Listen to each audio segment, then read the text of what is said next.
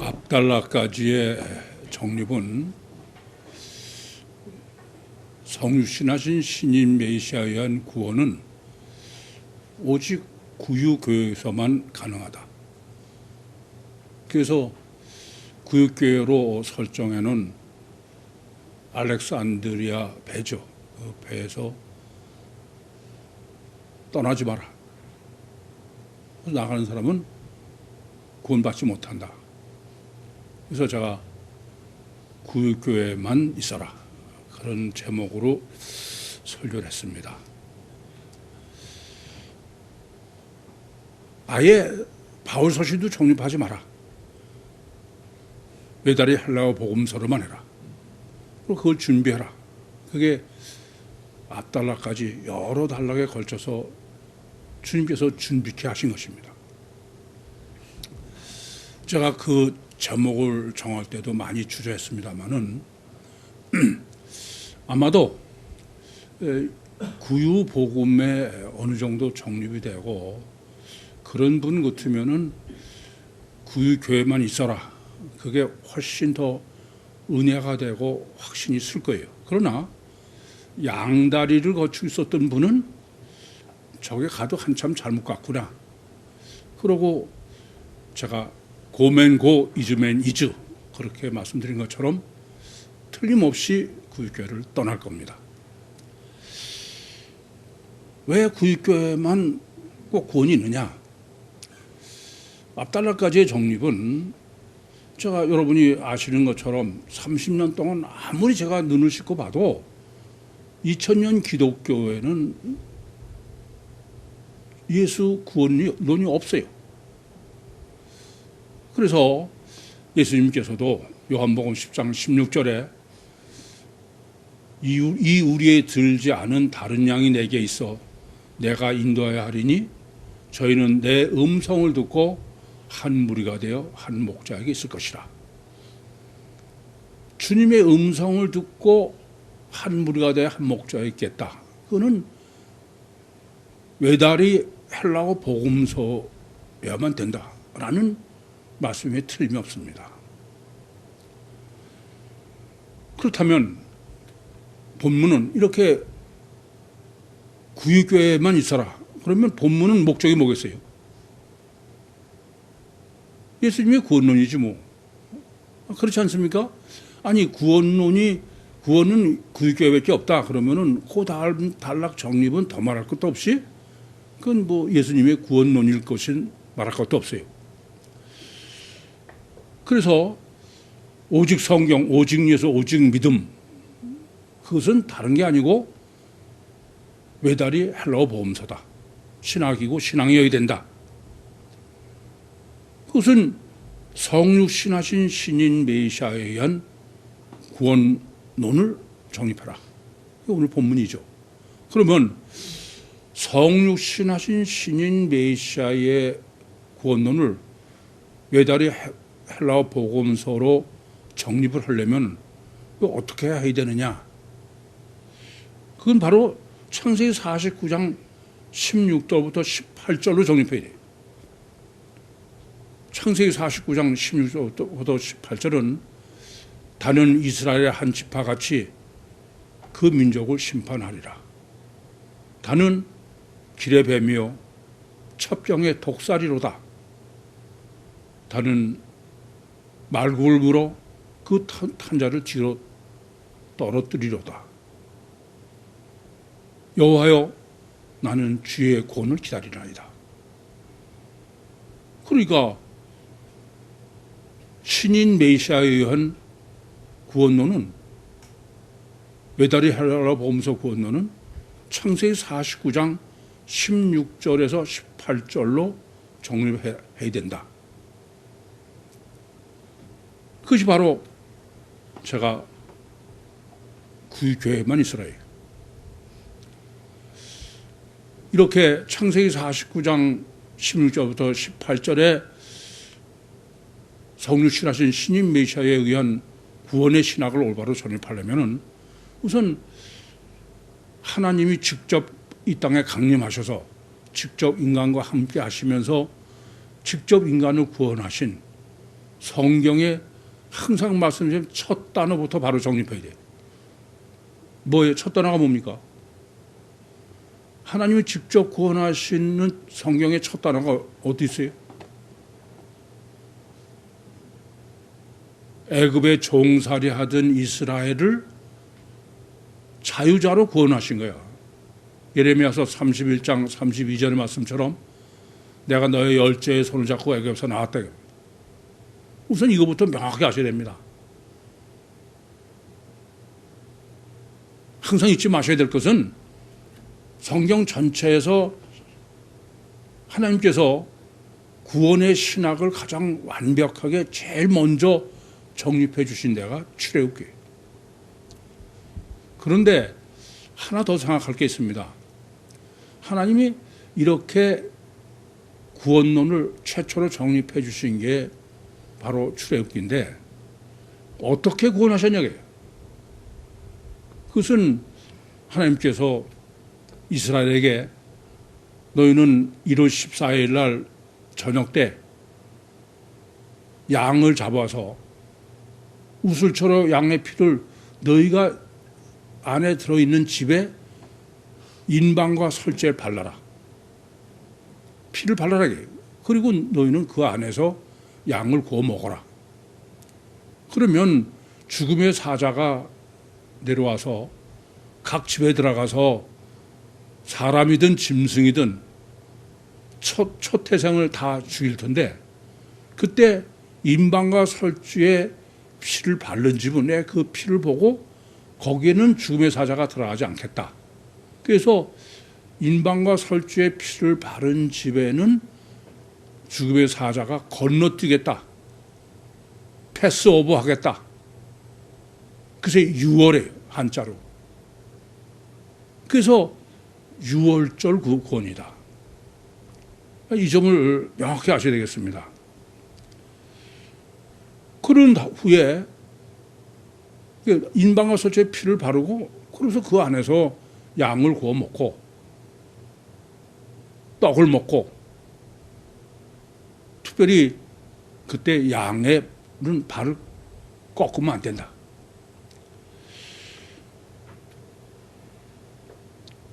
중요한 문제는 죽음의 사자가 인방과 설주에 피를 바르지 않았어. 양을 잡아서 안에서 먹으면서. 그러면은 그 사람들은 죽음의 사자가 그 집에 들어가요? 안 들어가요? 들어가요. 그렇죠? 잘 때의 문제는 양을 안에서 먹느냐 안 먹느냐의 문제가 아니고 인방과 설주에다가 문 밖에다가 피를 바르느냐 안 바르느냐. 그래서 구약의 구원은 절대가 뭐예요? 피예요. 피. 그러니까 이게 6월절입니다. 그런데 중요한 것은 예수님은 어떻게 하셨느냐. 우선 여러분이 아셔야 될 것은 예수님이 성찬식을 하셨어. 그것은 마태, 마가, 누가복음에 다 기록되어 있고 그것은 유언 같은 거예요. 예수님께서 바로 성찬식 끝나시자마자 겟세마네 동산에 가서 체포되시고 죽으시는 거예요. 그러니까 성찬식은 예수님의 유언이에요. 더 이상 말할 거 없고 절대적으로 중요한 거예요. 뿐만 아니라 마태, 마가, 누가복음에 다 기록되어 있어요. 물론 서신서에는 고린도서 11장에 기록되어 있습니다. 그러면 이와 같이 주님께서 유언처럼 이렇게 절대로 중요한 것을 성찬식을 왜 하셨냐는 겁니다. 제가 참 어처구니가 없는 거는 영성 세미나를 인도하면서 한 번도 빼는 척은 물어봐. 당신들은 성찬식을 왜 하냐? 그러면서 성찬식을 할 때 떡을 먼저 먹냐, 잔을 먼저 하냐? 근데 다 떡을 먼저라는 건 다 알더라고요. 그럼 왜 떡을 먼저 하냐? 그렇게 질문해보면, 그럼 예수님이 떡을 먼저 했으니까 우리는 떡을 먼저 한다는 거야. 이건 완전히 제가 보면 극단적으로는 이 사람은 사람이 아니야. 예수님은 그냥 성찬식을 하신 게 아니에요. 제자들에게 내가 너희들과 함께 이 유월절 잔치를 아주 워낙 그냥 기다리다가 지금 하는 거다 이게요. 그럼 유월절 잔치면은 반드시 먼저 잔이어야 돼. 떡이 나중이고. 피가 잔이 잘 때지 떡이 잘 때가 아니에요. 그런데 누가복음 22장 17절부터 20절에 기록한 것처럼 아예 성경은 떡 앞에 잔은 무효다. 이게 떡 앞에 잔을 한 거는 무효인 거예요. 그래서 떡 다음에 다시 잔을 하는 거예요. 그 말은 예수님의 성찬식은 떡이 잘 때다 이겁니다. 근데 그 떡이 왜 잘 때냐? 6월절로 시작해요. 6월절로. 6월절이 뭐라고요? 구약의 구원론의 첫 단추야. 그런데 예수님은 그걸 뒤집어 놓으신 거예요. 잔이 먼저가 아니라 떡이 먼저로. 이게 혁명인 거예요. 더 정확하게 말씀드리면은 구약은 유월절이고 주님은 무교절이야. 7일 동안의 무교절입니다. 그러니까 이 성찬식은 예수님의 성찬식은 그냥 예수님의 성찬식이 아니야. 예수님의 구원의 신학이지. 구약에서는 피를 바르는 게 구약적 구원인데 신약에서는 아니에요. 떡을 먹는 게 구원이다 이겁니다. 저는요, 조금 전에도 구원은 구유복음밖에 없다. 그건 다른 거 볼 거 없어.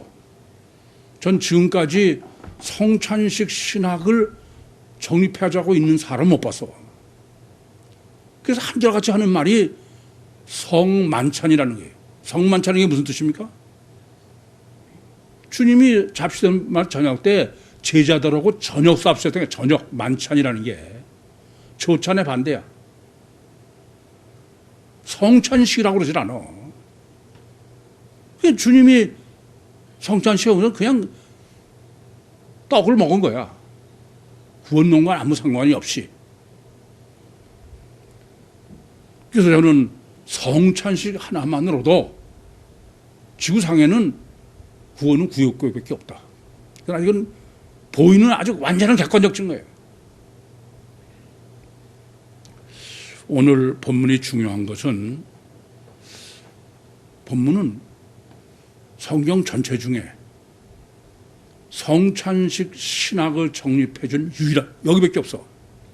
그러니까 마태, 마가, 누가복음에서의 성찬식은 뭐 보기에 따라서 이럴 수 저럴 수 있으니까는 그것을 뭐 성만찬이라고 보는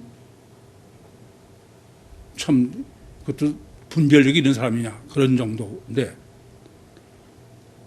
왜냐 그거는 이게 제가 조금 전에 말씀드린 것처럼 예수님이 구약의 구원인 유월절로 시작해서 실제로는 무교절로 떡으로 바꿔놓으신 것이 안 보이니까 그 사람들은 그런 것이지만 본문은 성찬식 신학을 정립한 아주 유일한데요. 그러니까 주님께서는 외다리 헬라어 복음서를 지금까지 준비해라. 그러고선 지난달락에는 구육교만 있어라. 구원은 구육교회밖에 없다. 그러셔서 구육교회밖에 없는 성육신하신 신인 메시아의 구원의 신학을 뭐로? 성찬식으로. 아니 놀라워 이건. 거의 절대다시피 해요. 그래서 이거는 뭐 여러분에게 정립해 드리기 위해서는 이게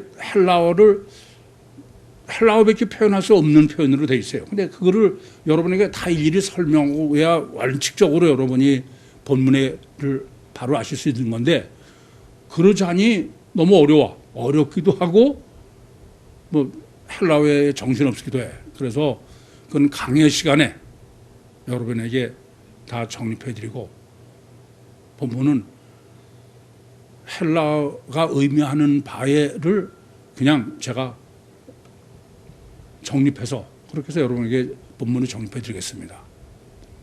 본문에 지금 제가 정립해드리는 설교는 여러분들은 근데 그렇게 하면 여러분 어렵잖아요. 아주 쉬워요. 근데 여러분이 아닌 다른 사람은 들어봐야 무슨 소리인지 전혀 몰라. 우선 뭐 항상 드리는 말씀대로 33절이 지금 본 단락의 첫 단추고 근데 그 33절 첫 단추에 또 첫 단어가 뭐로 시작되어 있냐면 날이 세려하매 이게 보통 중요한 게 아니야. 항상 첫 단추에 강조법을 말씀드리지만 날이 새야 한다는 게 꼭 써야 돼요? 이거는 제가 아까도 설명을 좀 줄인다 그랬어요. 이걸 보시면 여러분 무슨 생각이 들어야 되냐면은 마태복음 28장 1절에 생각돼요. 마태복음 28장 1절. 마태복음 28장 1절은 부활하신 바로 첫날 아침에요. 그때 뭐라고 기록하고 있어요? 안식일이 다하여가고 안식 후 첫날이 되려는 미명에. 이것은 지금까지는 하루의 시작이 저녁으로 했는데 예수 부활서부터는 하루의 시작을 아침으로 한 거예요. 이건 간단한 얘기가 아니에요. 그야말로 혁명적 전환이다. 그러니까 본문을 해석하는 데 있어서는 본문은 아예 혁명적으로 뒤집어지는 거예요. 그 조금 아까도 6월절과 성찬식으로 미리 바로 여러분 쉽게 하려고 전제해서 말씀드렸습니다. 그러면 그러면서 지금 이렇게 그 날이 세려 하면은 우리나라 말로 되어 있지만 원래 헬라 원문은 접속사가 있어요. 들어있어요. 접속사. 그 말은 뭐예요? 앞에를 전제로 하는 거죠. 그건 이건 반드시 지금 여기까지 정립하는 데는 앞에를 빼고서는 할 수가 없어. 그건 뭐냐면은 그 가이사라에서 로마로 가기 위해서 근데 거꾸로 아시아로 가가지고 올라가서 그래서 거기서 알렉산드리아에 바울 서신을 싣고 그러고선 지중해를 거쳐서 대서양을 거쳐서 태평양을 건너서 미항에 왔다. 그러니까 미항 자체가 물리적으로 해석할 수 있는 문제가 아니다. 그건 여러 번 정립해 들었으니까 길게 말씀드리지 않아도 될 것 같아요. 그런데 하나님께서 이 미항에 도착하는 시기를 언제로 했냐면은 무교절기 6일 금식이다 그랬어요. 금식절기 무교절기 아니라 금식절기 6일간 정립으로 그건 바로 보릿고개다 그렇게 정리해 드렸죠. 보릿고개라는 게 먹지 못하는 고통이 어느 정도냐 고통 중에 고난 중에 가장 심한 거다. 근데 왜 그렇게 가장 심할 때에 그 미항에 도착했느냐 그거는 그래야만 외다리 헬라어 복음서를 신학적으로 정립할 수 있고 신앙 생활을 할 수 있기 때문에. 그런데 워낙 육체 우선이요 육이 강하고 그런데다가 이 육체 고통을 참지 그걸 영적으로 해결해서 욥처럼 그러지를 못하고 미항으로 항해를 하는 것으로 설정했다. 그래서 그것은 바로 긁어부스럼이라고 그랬어요. 예? 설상가상 육적 금식으로 죽을 지경인데 거기다가 한 수 더 떠가지고 그래서 어떤 문제가 생겼냐면은 불가항력 인간으로서는 어떻게 할 수 없는 광풍으로 설정되어 있어요. 근데 그 광풍은 유라굴라라고 섬 가운데서부터 하는 심령이 깨져야 되는 문제이기 때문에 그렇다. 그러니까 육적 금식 가지고서 하는 것 자체는 목적은 육의 문제가 아니고 심령이 깨져야 되는 거예요. 그것을 아시토스라고 했어요. 그냥 그 육적 금식은 메에스티오 먹다에가 부정에 붙은 건데 영적 금식은 시토스. 이것은 본문 정립의 절대 문제입니다. 이게. 그래서 이걸 지금 되풀이하는 거예요. 근데 이렇게 영적 금식으로 고난을 겪는 것은 절대를 분별하기 위해서 마태복음 16장 26절 말씀처럼 원천을 얻고도 네 목숨을 잃으면 뭐가 유익하냐. 부식해. 그런데 이렇게 영적 금식이 그런 정도가 아니에요. 열 나흘이라는 거예요. 우리가 열 나흘째 먹지 못했다. 영적 금식을 14일로 설정했다. 육적 금식은 6일이라는 의미고 영적 금식은 14일, 7일이 둘이다. 그래서 그것은 7일 창조의 설계도요. 7일 창조로 영적으로 7일 창조를 정립해야 되는 거요. 또 하나는 복음서 신학으로 정립해야 되는 것이다. 즉 예수님은 안식일 구원이다. 이렇게 7일 창조요 안식일의 신학으로 정립하는 게 그게 바로 뭐냐면은 창세기 49장 16절과 에서 18절이다. 그것은 바로 육체 우선 이중체요. 그렇죠? 또 원죄론이요. 원죄는 다는 첩경의 독살이로다. 우선 말을 탄 것은 육체 우선 이중체다. 이렇게 영적으로 영적으로 고난 당하고서 하나님이 하는 것은 바로 이와 같이 창세기 49장 16절에서 18절에 복음서, 창세기 49장 16절과 18절은 메시아 구원, 복음서 신학을 정립하라는 것이니까 그게 바로 혁명적 전환이다. 날이 새면, 그러니까 부활하신 절하고 부활 후는 혁명적 전환을 뒤집어지는, 그러기 위해서는 이제 헬라어 복음서를 정립하기 위해서 가장 중요한 게 날탱이가 되는 것이다. 여러분은 지금 계속해서 작년 9월서부터 날탱이에만 초점을 맞춰가지고선 제가 설교를 하고 인도하고 있는데, 그래서 날탱이가 좀 돼갑니까? 이게 가장 큰 문제야. 그게 지금 첫 단추 중에 지금 첫 단추야. 그러고선 지금 본문은 바울이, 이 본문에는 이제 날이 새어가매 바울이 음식을 먹으라고 권했다 이렇게 돼 있죠. 근데 이게 바울이 권했다가 뭐냐면은 파라칼레오야. 파라칼레오는 뭐의 어근이냐면은 파라크레토스예요. 보혜사의 어근이. 아시겠어요? 다른 사람은 다 이게 권했다고 알지만 여러분은 파라칼레오로 시작되면 이것은 보혜사론이구나. 그것부터 먼저 생각하셔야 돼요. 그래야 본문을 여러분은 어렵지 않게 이해할 수 있어. 그러면서 바울이 뭘 권했냐면 음식을 먹으라고 권했다. 그건 번역으로 보면 자연스러워요. 그런데 헬라어 원문으로는 이거는 음식을 먹는 거로 번역할 수 있는 말이 아니에요. 전혀. 음식을 먹는다는 건 에스테오인데 본문은 에스테오가 아니야. 메타 람바노예요.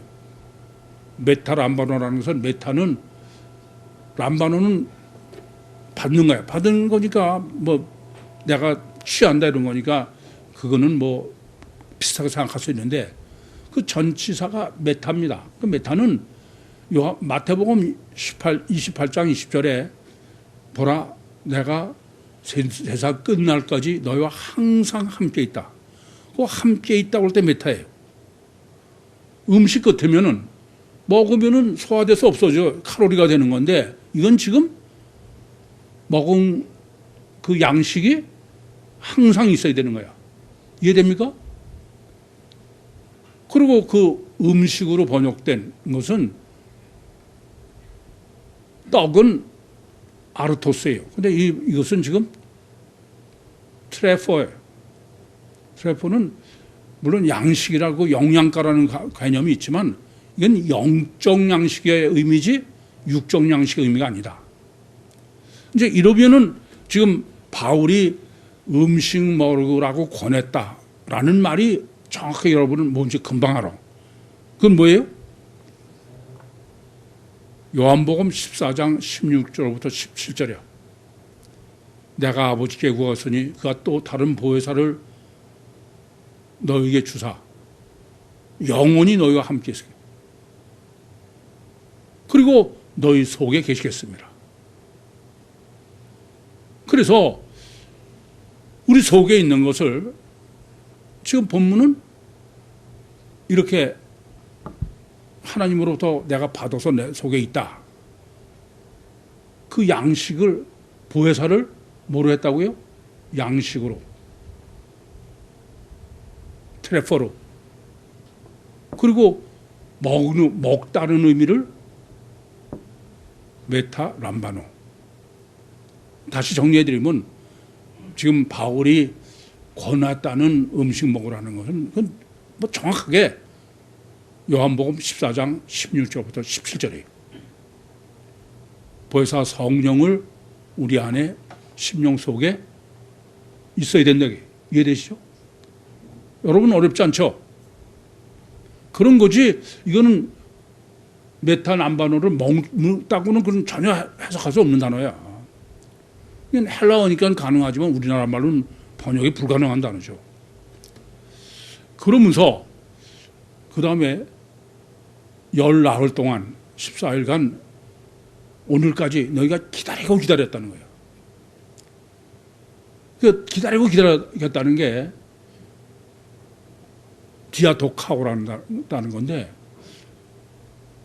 그럼 이것이 뭘 의미하느냐? 이것은 유대인의 메시아 대망이야. 유대인들이 오늘까지 통곡의 벽이죠. 오늘까지 지금 늘 메시아를 기다리고 있어. 그래 안 그래요? 그런데 문제는 여기서 14일째 못 먹었다는 거야. 그럼 14일이라는 것은 7이 돼요. 그러면서 그 14일은 뭐예요? 영적인 금식입니다. 영적 고난을 당하면서 기다리고 기다린 거야.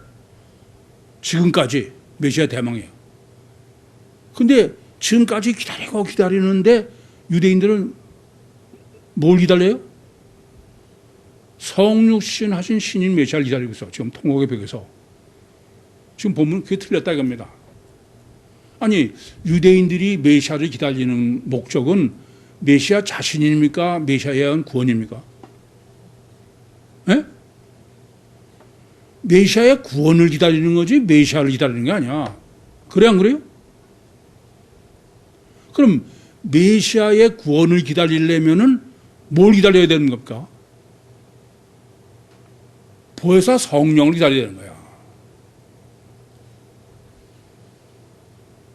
요한복음 14장 16절에서 17절을 기다려야 돼.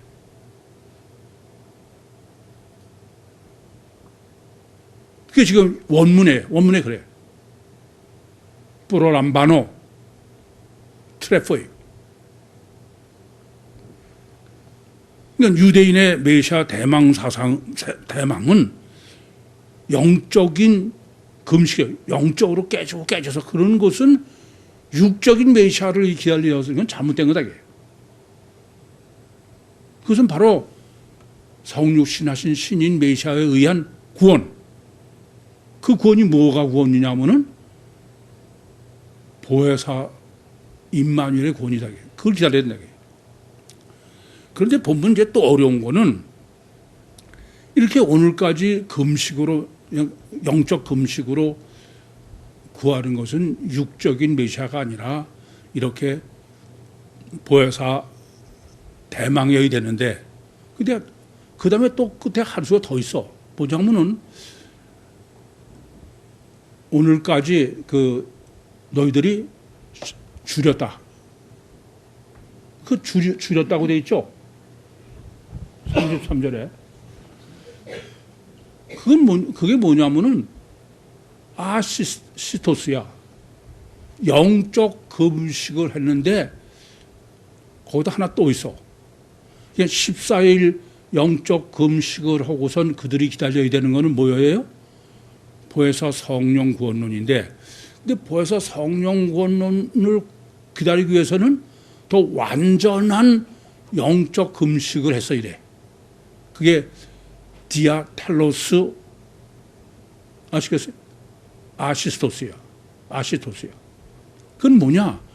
그거는 창세기 49장 16절에서 18절을 기다려야 되네. 근데 그걸 왜 보혜사를 기다리는 것보다 완전한 영적 금식으로 기다리라고 그러느냐? 유대인들은 이방인은 사람으로 여기지 않는 사람이야. 그런데 이스라엘은 건 바로 야곱이 이스라엘이에요. 야곱 자손들이 이스라엘이야. 근데 야곱이 자기 자손들을 축복하면서 창세기 49장 16절에서 18절은 다는 이스라엘 한 지파같이, 그러고서 이방인이 유대인의 메시아 대망상의 신학을 정립하겠다 해야 된다. 그게 창세기 49장 16절부터 18절이에요. 이건 웬만큼 깨지지 않아가지고서는 그건 유대인들이 절대로 그건 인정할 수 없는 거예요. 제가 보면 이래요. 지금도 창세기 49장 때문에 고민하는 유대인들이 굉장히 많을 거예요. 그 랍비들이 어떤 사람들인데. 그래도 이근탱이는 안 돼. 말이 안 된다 이거야. 유대인의 메시아 신학과 그거를 이방인이 해라. 안 되는 거지. 그래서 지금 본문은 영적 금식을 14일로 하되, 14일이라는 것은 완전의 완전이죠. 거기다가 하나 더 붙인 거야. 디아텔로스, 완전. 따라서 유대인의 메시아 대망은 뭐가 안 돼서 안 되냐면은 창세기 49장 16절부터 18절에 대망이 안 됐기 때문에 안 되는 거야. 본문은 정확하게 그래요. 이따 강의 시간에 원문을 다 제가 설명해 드리겠지만, 그거 설명하면 여러분 한참 딴 생각해야 되기 때문에. 여기까지는 어렵지 않죠? 중요한 건 이거예요. 다시 한번 말씀드리지만은, 이 바울이 권했다는 것은, 그것은 파라칼레오. 그리고 그것은 요한복음 14장 16절부터 17절이다. 보혜사 성령 임마누엘 구원이다. 따라서 메시아 대망, 유대인의 메시아 대망, 오늘까지 지금 통곡업에서 메시아 대망 기다리고 있는 것은, 그것은 메시아 자신이 아니에요. 메시아의 구원의 문제지. 그들 봐서 구원하려고 하지, 그렇지 않습니까? 그것은 보혜사 성령 대망이어야 된다. 그러기 위해서 영적 금식을 하는 거예요.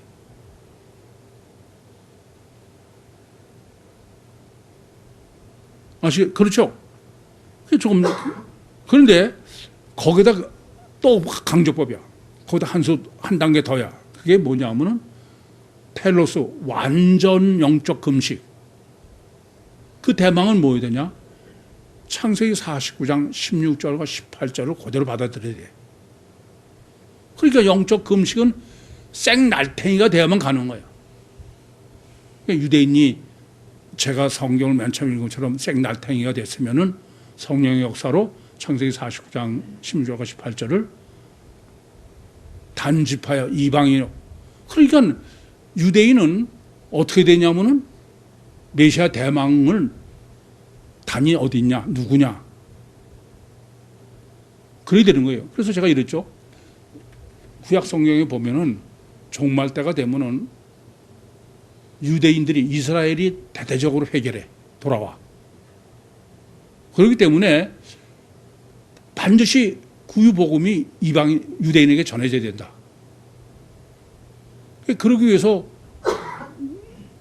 공룡 발자국 논문을 랍비고 다 보내고 있는 거야. 그러나 그것은 성령의 역사 없이는 안 돼. 그러나 반드시 두고 보셔. 역사가 있으시고 그때부터 이제 천지개벽이 됩니다.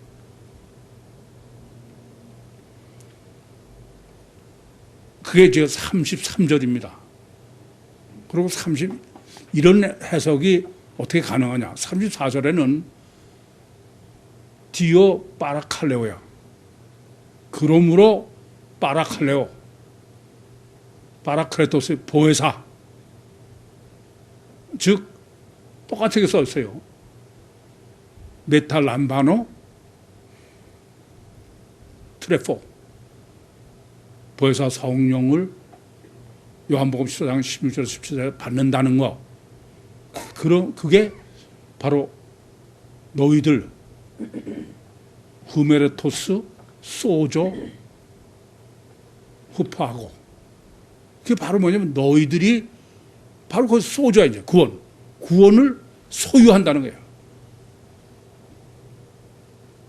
그러니까 요한복음 14장 16절에 보혜사 성령 임마누엘 바로 이것이 투토예요.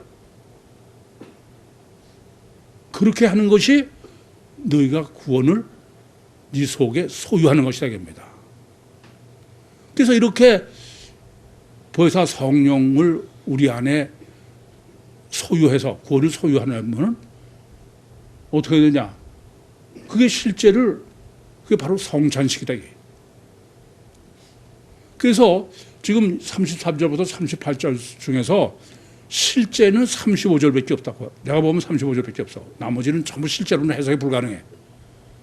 근데 35절은 뭐냐면은 예수님의 성찬식을 바울의 성찬식을 하는 것으로 지금 정립해 주고요. 그러니까 마태, 마가, 누가복음에서 주님께서 행하신 성찬식을 지금 바울이 성찬식을 주님이 한 걸 그대로 함으로써 예수님의 성찬식의 신학을 정립해 주는 게 봅니다. 그럼 이제 35절 바울의 성찬식부터 바로 정립해야 되겠습니다. 바울은 떡을 가지고 그 떡을 가져다는 게 바로 람바노야. 본문 해석에는 람바노라는 개념하고 또 하나는 양식과 떡. 양식은 영적 양식이라고 그랬죠. 트레퍼입니다. 떡은 아르토스야.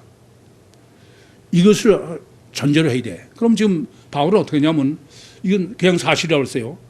떡을 가지고 하나님께 축사했어요. 그리고선 띄어서 먹으라고 준 거예요. 이 원문은 전부 떡은 아르토스니까 그대로 떡 맞고 하나님께 축사도 예수님이 하신 거랑 똑같아. 그리고 잘라서 먹으라고 하는 것도 SDO 그냥 먹는 거예요. 그건. 그 금식 절기했을 때의 SDO처럼. 이해되시죠? 그런데 이게 어떻게 설정했느냐. 바울이 떡으로 지금 들고서 축사했다는 그 떡은 실제 지금 떡을 들고 있는 거예요. 그것은 33, 34절로는 뭐예요?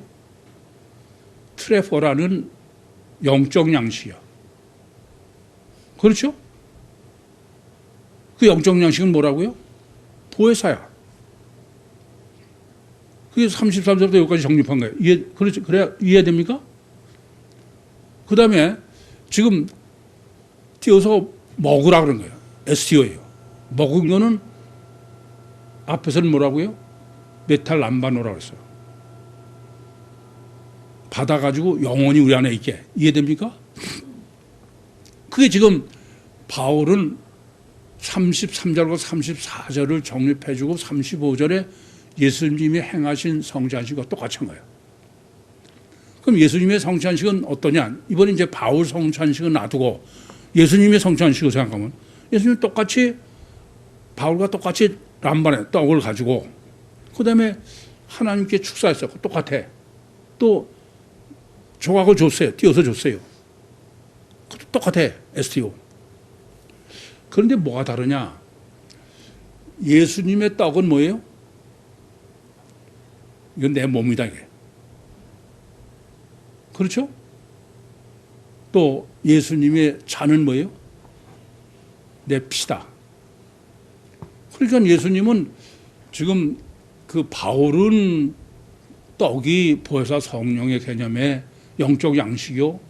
또 먹는다는 것은 완전히 임마누엘이라는 것을 의미로 했는데 지금 성찬식을 했는데 주님은 떡은 자기 몸이고 그래서 잔은 피고 먹는 거는 그냥 애써 먹고 잔도 마시는 겁니다. 그래서 뭐 사실인지 모르겠는데 그랬다고 그래.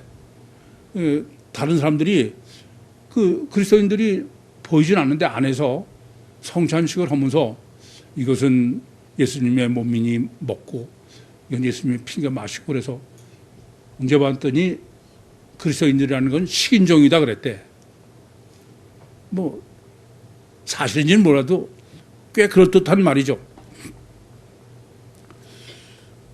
그러니까 예수님의 성찬식은 떡을 예수님의 몸뚱아리야. 그렇죠? 잔은 예수의 피야. 그것을 떡으로 피를 잔으로. 그렇죠? 포도주로. 그러면 바울의 성찬식과 예수님의 성찬식을 합해.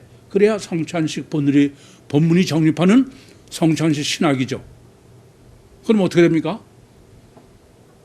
떡이 예수님한테로는 몸이고 그 몸이 바울은 똑같이 떡인데 그건 뭐예요? 영의 양식 트레포예요. 그건 뭐예요? 보혜사 성령이야. 그렇죠? 그 먹는다 에스티오는 바울도 에스티오고 예수님도 에스티오인데 영적으로는 메탈 람바노예요. 임마누엘이다 이겁니다. 이게 바로 지금 본문에서 정립해 주시는 성찬식 신학이야.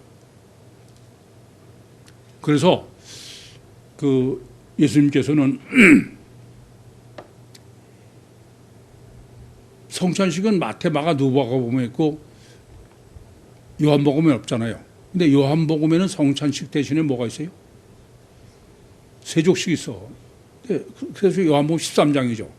근데 13장 25절과 26절에 보면은 예수님이 어떻게 하시냐면은 똑같아. 떡을 띄어서 초를 찍어가지고 가룟 유다에게 줬어요. 그랬더니 가룟 유다가 그 떡을 받고선 어떻게 됐다고요? 사단이 그 안에 들어갔다고 해요. 원죄죠. 그건 원죄지만 영적으로는 똑같은 거야. 보이지 않는 영을 실체로 안에 있다는 거로 하기 위해서 주님께서 일부러 지금 요한복음에서는 성찬식을 원죄론으로 하는 거예요. 이해되십니까? 그러니까 성찬식을 보혜사 성령 임마누엘의 구원론으로 보지 못하는 사람은 그 사람은 그건 절대 그건 구원 못 받아.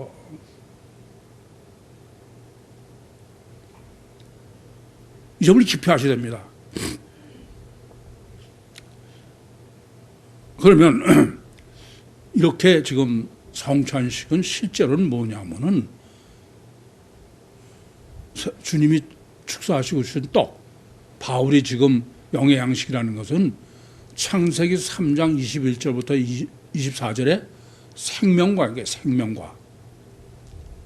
생명과라는 것은 보이지 않는 보혜사 성령, 그를 실체인 거죠. 이해되시죠? 무슨 말씀인지? 그래서 예수님의 성찬식 구원론은 창세기 49장 16절부터 18절이 아니면 정립이 안 되는 거예요. 원칙에.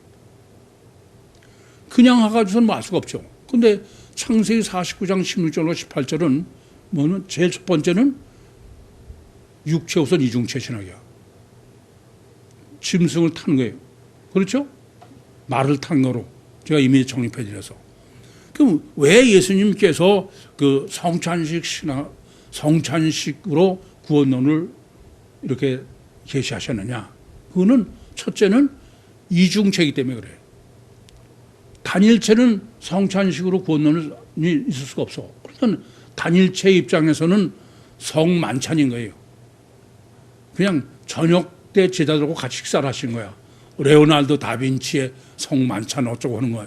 참 한심한 얘기지만, 이게 첫째 아셔야 될 것은 이렇게 주님께서 그 성찬식 구원론으로 보혜사 성령의 임마누엘을 하신 것은 첫째, 인간이 이중체의 실제다. 이중체가 아니면 단일체는 그건 불가능하다.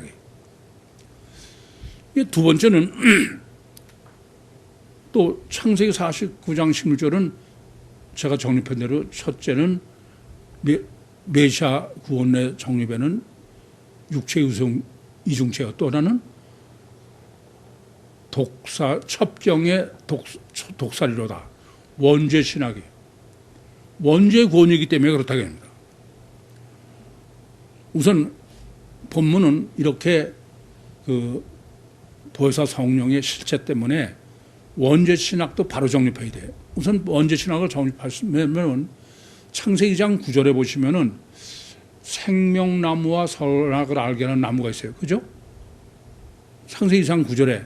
그런데 생명나무의 과일이 뭐예요? 생명과야. 그렇죠? 그러니까 생명나무의 과일인 생명과는 먹으면 구원을 받는 거예요. 왜냐하면 그건 생명과니까. 창세기 31장 3장 21절부터 24절이죠.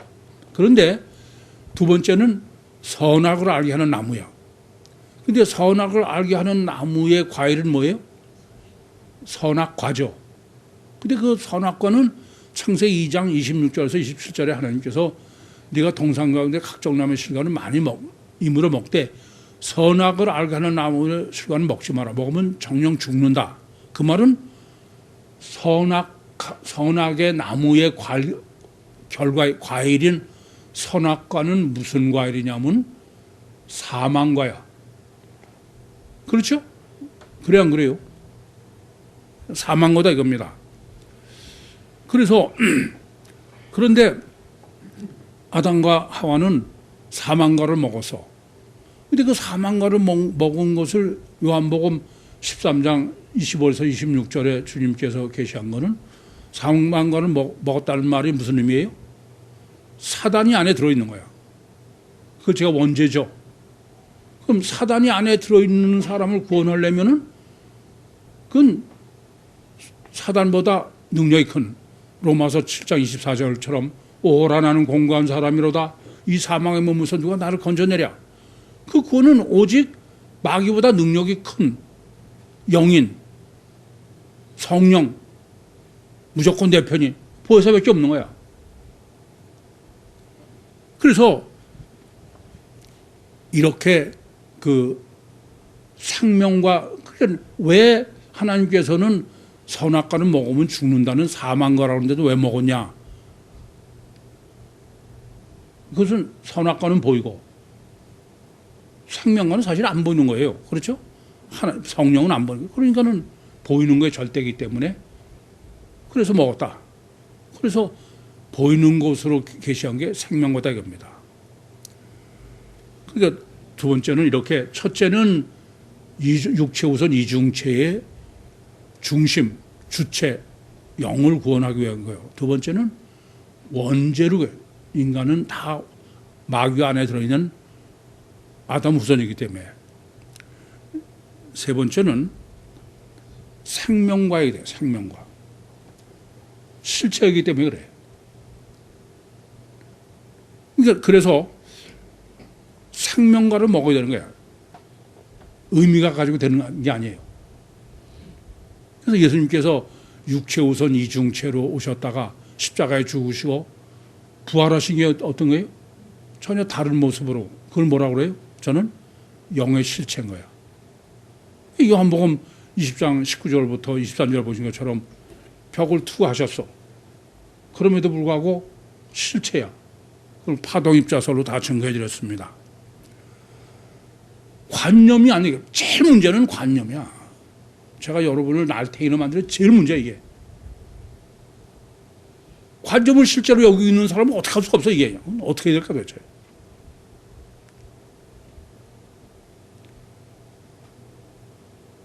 주님이 육신을 입고 이 땅에서 우리를 구원하시려고 그러고 그건 다 영이 실체해야 되기 때문에 그래. 요한복음 1장 18절에도 본래 하나님을 본 사람이 없으되 아버지 품속에 독생하신 하나님이 나타났다. 인간이 어느 정도냐? 먹고 죽는다고 그래도 먹을 정도예요. 그러면서 여러분은 그냥 되렸다고 그렇게 여기고 있는 거야. 참 심각한 문제죠. 그러면서 우리가 이 성찬식 구원론이 얼마나 중요하냐. 성찬식 구원론은 아까도 식인종이라고 그랬죠. 성찬식은 예수님이 이건 내 몸이다, 이건 내 피다 그러려면은 그러면 육신으로 계실 때만 가능한 거야? 육신으로 아니고도 가능한 거야? 그래서 식인종이라는 말이에요. 그거 아니면 안 돼. 그 말은 뭐냐 하면은 절대로 무슨 연옥 구원설 그런 건 없어. 육신으로 계실 때밖에 안 돼. 그게 성찬식의 게 뿐만 아니라 독생자야. 딱 한 번. 주님이 다시 태어날 수도 없어. 그래서 이게 중요한 건 뭐 찬송도 뭐 40장도 그렇고 뭐 주님이 우리를 데리러 다시 오신다. 다시 오실. 이게 심각해. 그래서 예수 재림교회라는 게 있잖아요. 그건 전부 틀린 얘기야. 다시 오시는 분은 육신으로 오셔가지고는 구원 못해. 한 번밖에 올 수 없고 육신으로밖에 구원 못 있을 때의 구원론이어야 되니까 그건 뭐라고요? 식인종의 성찬식이야. 이해되십니까? 그래서 우리를 천국으로 인도한다고 그러면서 예수님이 다시 오실 걸 여러 번 말씀했어. 그것은 첫째, 벌써 성령으로 해석해야 돼. 아시겠어요? 삼일체는 다시 오실 분은 벌써 성령이지 주님이 오시는 게 아니야. 그래서 마태복음 24장 27절에도 인자의 임함이 번개가 동에서 번쩍 서에서 번쩍 한 것 같이 인자의 임함도 그러라. 그것은 시공물처럼 영으로 오시는 거지 육으로 오는 게 아니야. 그건 벌써 성령으로 해석해야 돼. 두 번째는 계시록 22장 20절에 아멘 주 예수의 오시옵소서야. 그것은 지금 본문이 바로 그런 점이죠. 유대인의 메시아 대망은 뭐 해야 돼요? 창세기 49장여야 돼. 그것처럼 다 끝났음에도 불구하고 예수가 다시 오셔야 되는 것은 뭐로? 창세기 49장으로. 구유복음으로, 구유교회로. 그럼 이러한 주님의 구원이 어떤 거냐? 이런 구원이 첫째는 이 설명을 줄이기 위해서 이 지금 6절 중에 그 35절과 37절만 빼놓고 이 트레퍼 보혜사 성령으로 제가 설명드린 네 번이 나와. 네 번이. 이게 보혜사 성령 구원이 절대다 이거죠. 이게 제일 첫 번째는 33절과 34절이에요. 파라클레오로부터로 바로 트레퍼 영의 양식 보혜사 성령으로 제가 정리해 드린 건데 그건 뭐냐면 34절에 보면은 너희 머리털럭 하나라도 잃을 자가 없다. 그 말은 뭐냐면 보혜사 성령의 임마누엘 구원은 완전 구원이다. 완전. 네? 완전 구원이다 이게요. 그리고 그건 영원한 구원이다 이겁니다. 그건 단 한 번만이면 되는 거예요. 단 한 번. 그래서 요한복음 14장 16절도 영원히 너희와 함께 한 번 오시면 전혀 안 떠나게. 두 번째는 36절이에요. 36절에도 먹는다고 돼 있죠. 이것도 마찬가지로 영의 보혜사 성령이에요. 그런데 안시바라고 유두로 쓸때 그건 뭐냐면은 심령의 평안이야. 인간의 주체는 심령이 문제예요.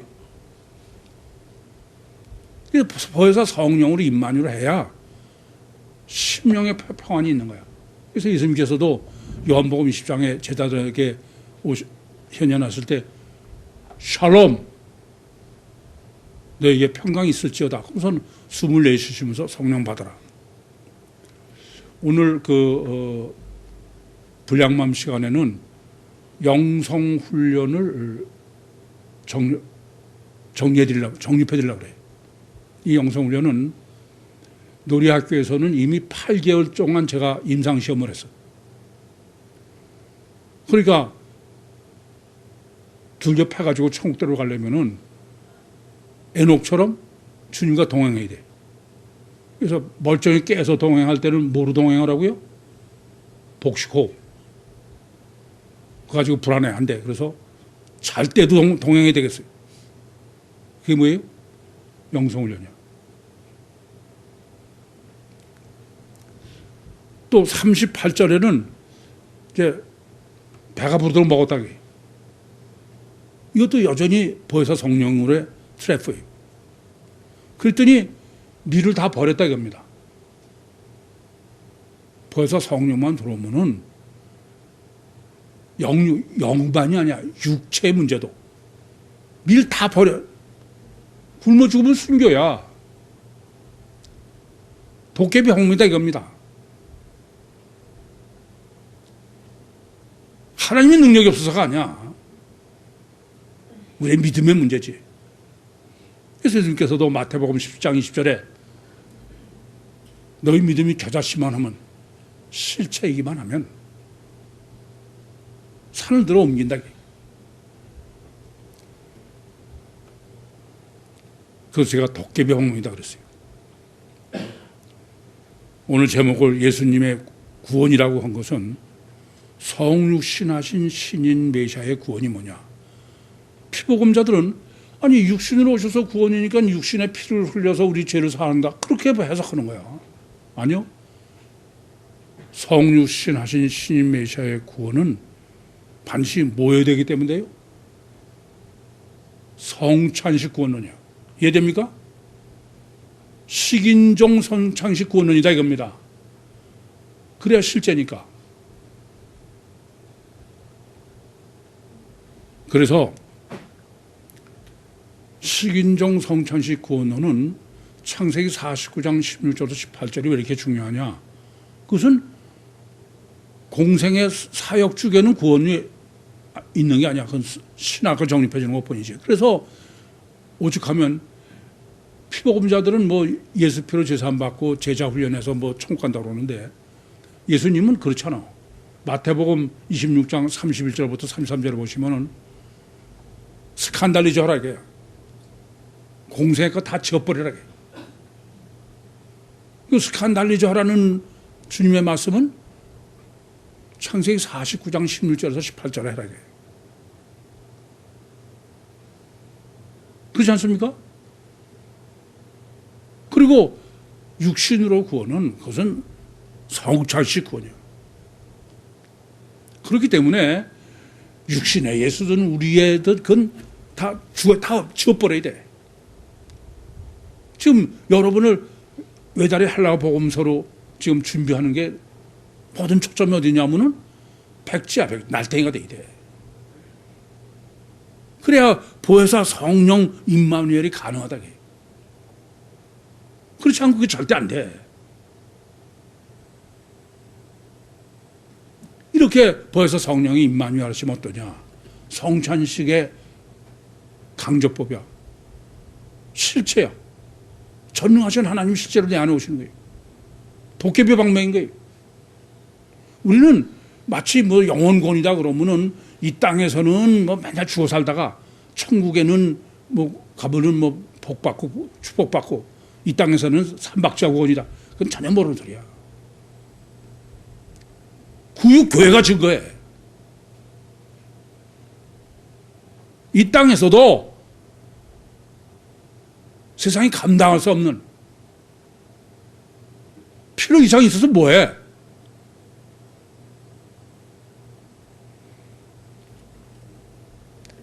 성찬식 구원론으로 보혜사 성령을 실제로 내 심령 속에 영접해 들이셔서 이 땅에서도 전능하신 하나님의 능력으로 육신과 세상을 승리하시고 저 천국에 가서도 전능하신 주님과 함께 영원한 천국 주인으로 영광을 누리시는 종말 때 선택받으신 정말 특별하신 구유 모든 식구들이 되시기를 간절히 소원합니다.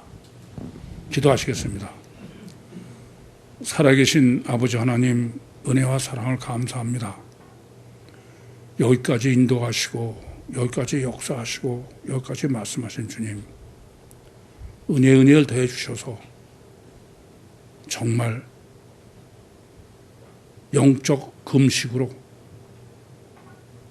오직 보혜사 성령만을 영접함으로써 세상을 승리케 하시고 천국의 영광을 누리게 해 주시옵소서. 예수님의 이름으로 기도하옵나이다. 아멘.